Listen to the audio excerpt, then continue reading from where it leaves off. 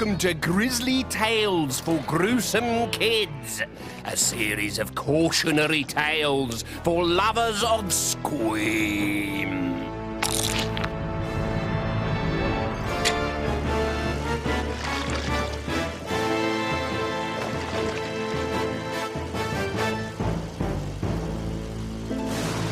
I call this tale Silence is Golden. There is a misconception among school children that librarians are timid little mice, only good for bullying. Wrong. You obviously haven't met Dolly and Dot. Sweet on the outside, but inside as twisted as a whelkwinkler's knife.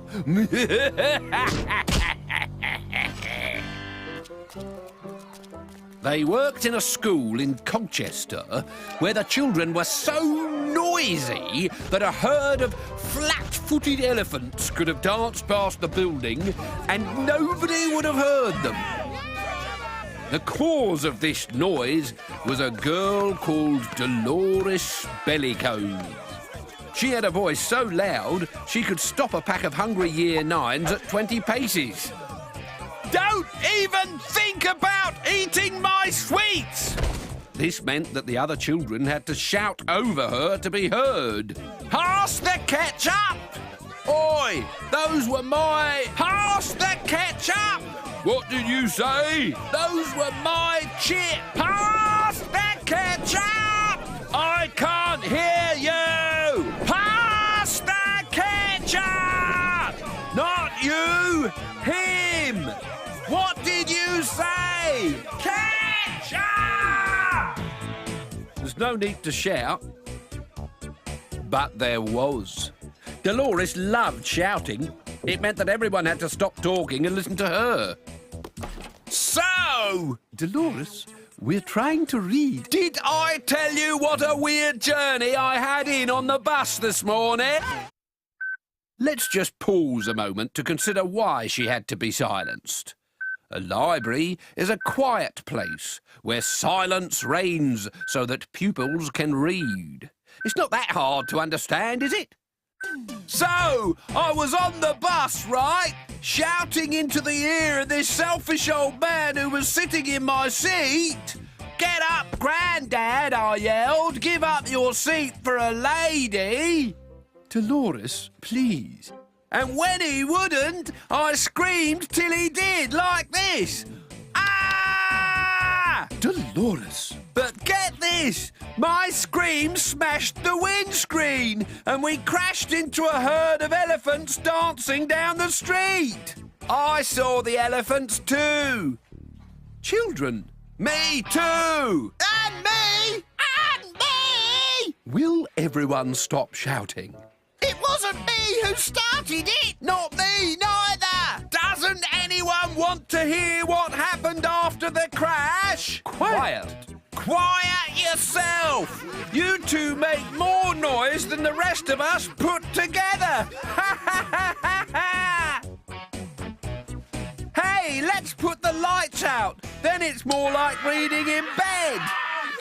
There is only so far you can push a librarian.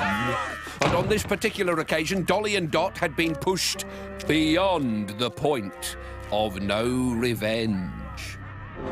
Oh, Dolly, said Dot. Oh, Dot, said Dolly, why won't they listen to us? Because they can't hear what we're saying over Dolores, dear. We need to shut her up for good. Oh, Dot, I've just had an idea.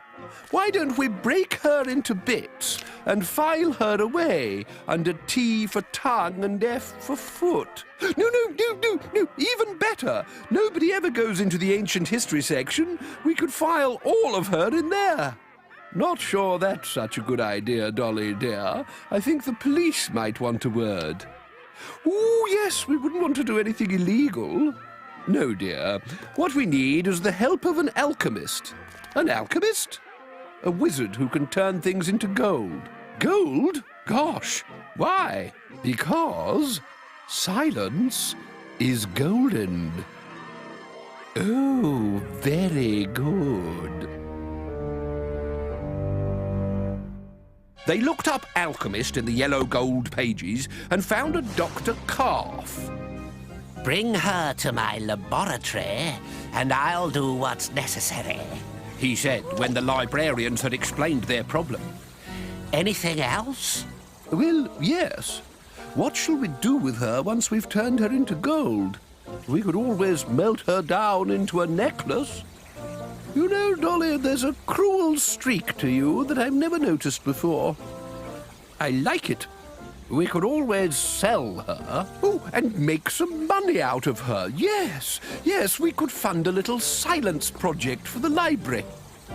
I'll have a word with some museum people I know in Mexico. We can flog her off as an old Aztec statue. Good day.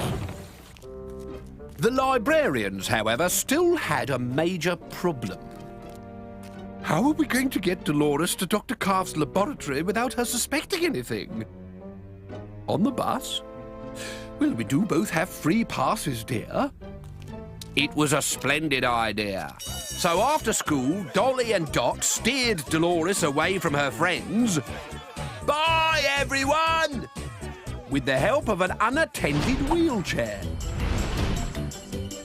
Oh, there you are, dear. Are you two kidnapping me? Shh! Don't be silly, dear. Dolly and Dot, the Dowager Desperados. Doesn't sound quite right, does it?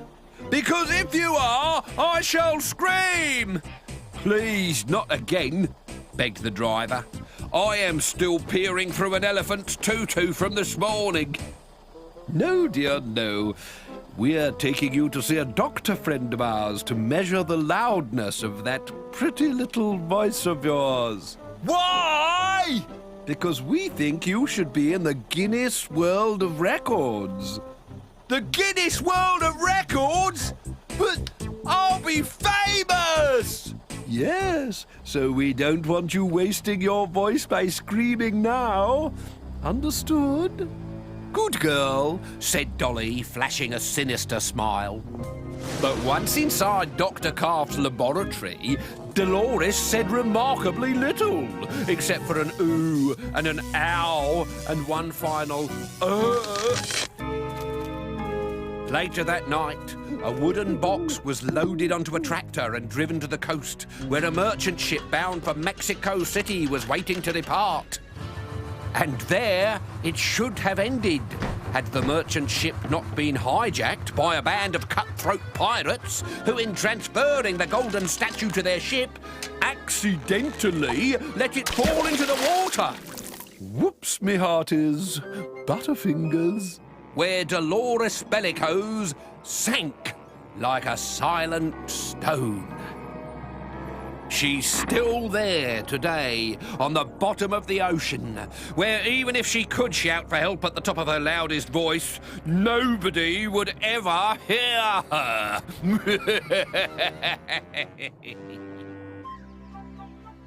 And that school in Colchester? See how the library's changed? Excuse me, miss, but where will I find Marcel Proust? Shh!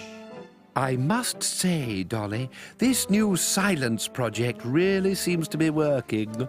Isn't it lovely and quiet, dear? Caviar? So if you still think librarians are timid little mice, think again.